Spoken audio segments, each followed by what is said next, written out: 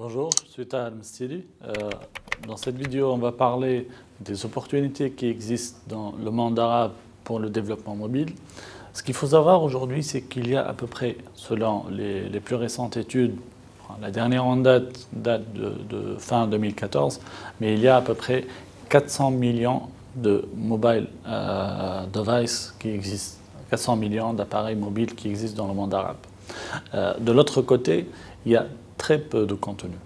On peut voir par exemple sur Wikipédia, malgré que la langue arabe elle représente 5% de la population mondiale, il n'y a que 0,9% qui existe de contenu sur Wikipédia qui est en langue arabe. Malgré que on voit il y a beaucoup d'intérêt des utilisateurs des smartphones par rapport à la langue arabe, et ça on le voit dans la langue préférée utilisée sur un téléphone mobile. Par exemple, selon une étude qui a été faite par Google en 2013, même si il n'y avait pas d'autres études depuis, mais en cette période-là, l'utilisation des smartphones en Arabie Saoudite, il y a plus que la moitié des utilisateurs des smartphones mettent l'arabe comme la langue par défaut.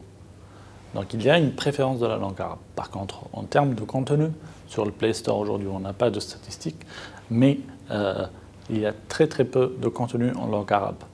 Ceci dit, les opportunités qui existent autour de la langue arabe ou de façon générale dans le monde arabe, c'est d'abord une histoire de contenu. Et ce contenu-là, on peut le créer, que ce soit en répondant à des problématiques qui concernent le monde arabe, que nous, qui sont dans le monde arabe, connaissons de près, parce qu'on sait vivre dans ce monde-là, et qu'on peut répondre à des spécificités qui sont relatives à la population dans le monde arabe.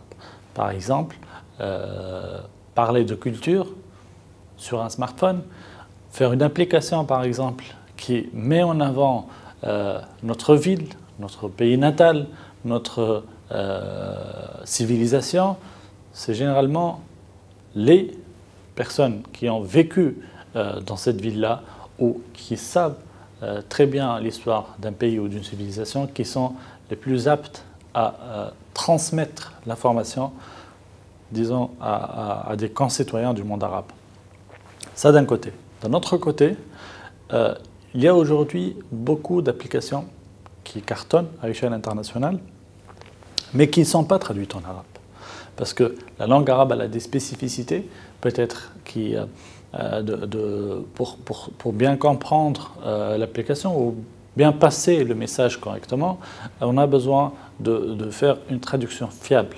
Et il y a beaucoup de sociétés à l'échelle internationale qui cherchent tout le temps à trouver des traductions de leurs applications, ou tout simplement, il y en a qui aujourd'hui ne se focalisent pas sur le marché de la zone, disons, arabe, ce qui donne beaucoup d'idées à des développeurs du monde arabe pour faire presque la même chose.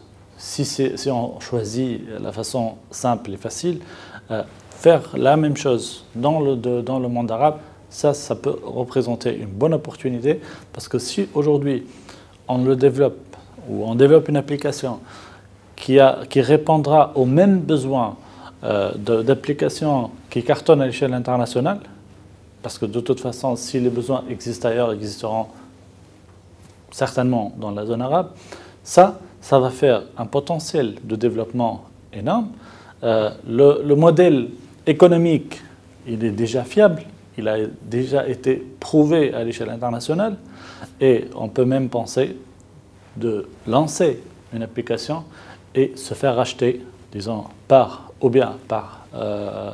la société qui a lancé ça à l'échelle internationale, ce qui représente aussi une opportunité, ou carrément aller se développer sur les mêmes marchés avec l'expérience locale, mais sur les marchés internationaux. Autre chose qui est très importante et très intéressante, il y a des choses qui sont relatives au quotidien. Et ce quotidien-là, il est certainement spécifique au monde arabe, ou bien par pays. Et ce quotidien-là peut donner des idées que des développeurs, peut-être à l'échelle internationale, ne peuvent pas connaître ou ne savent pas qu'elles existent, tout simplement parce qu'ils n'arrivent pas à les vivre ou ne peuvent pas les vivre au quotidien, comme les développeurs des applications mobiles en Tunisie ou dans le monde arabe de façon générale. Donc aujourd'hui, n'oublions pas qu'il faut chercher des problèmes, il faut chercher du contenu avant de penser à l'idée, on va dire, parce que l'idée, c'est toujours une solution qui répond à un problème ou une proposition qui répond à un besoin. Le besoin peut être culturel, peut être éducatif, peut être aussi un besoin de la vie réelle, de la vie de tous les jours, du quotidien. Et ce besoin-là, ou cette solution qu'on apporte à un problème, considère peut-être un marché. Et là où les développeurs arabes peuvent répondre au mieux aux besoins du monde arabe, des développeurs d'outre-mer, ou disons les développeurs qui ne sont pas de la zone, peuvent ne pas voir aujourd'hui, mais ils peuvent les voir demain. Donc, capitalisons sur le développement des applications mobiles ou du contenu arabe, et plus vous êtes prêts à aller sur le marché du monde arabe, plus c'est intéressant pour vous.